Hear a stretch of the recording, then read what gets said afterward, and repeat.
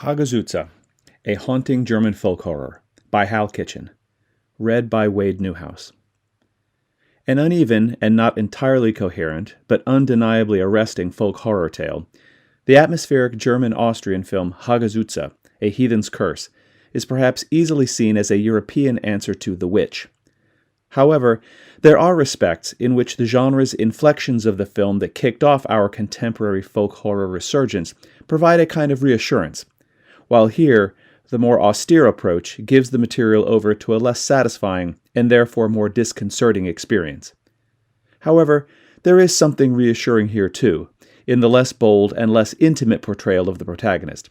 Debutante director Lukas Feigenfeld adopts a cold and remote approach that, intentionally or not, resists the allure of suture and keeps its tragic heroine at one remove, an aesthetic I feel prevents the film from realizing its full potential. Had Hagazussa gone all the way with its daring concept, it might well have resulted in one of the most genuinely disturbing and haunting films in recent memory. However, as it is, it's still a slow bath in a pit of despair as we watch its lonely protagonist pulled inexorably into a swamp of madness and perhaps ultimately a sublime transcendence.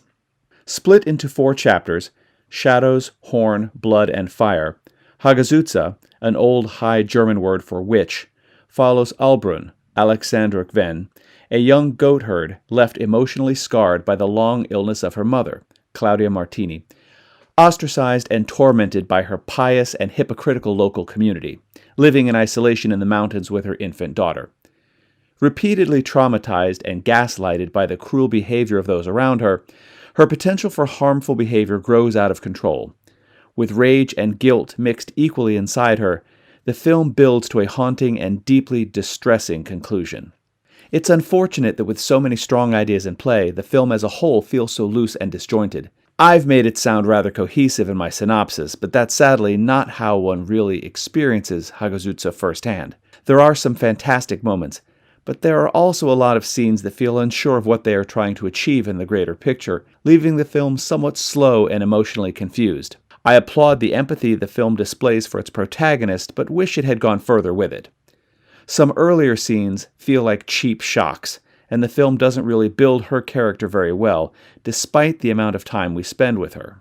Albrun does some horrifying things, some of the most horrifying things imaginable, in fact, but their presentation via the exceptionally brave performance of Gwen does a commendable job making us understand them and the degree to which she is no longer in full control of her actions.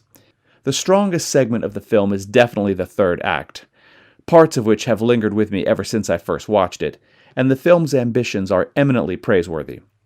Although it's rarely as compelling work as one might have hoped, it's easy to imagine someone being utterly shaken and transfixed by the humane horrors of Hagazussa, just as it is to imagine someone being bored stiff and then totally disgusted. It's certainly far braver than the average piece of folk horror, and it most definitely deserves attention from fans of the genre, although it may struggle to hold the attention on home release. A film this claustrophobic deserves the auditorium experience to be witnessed at its most captivating.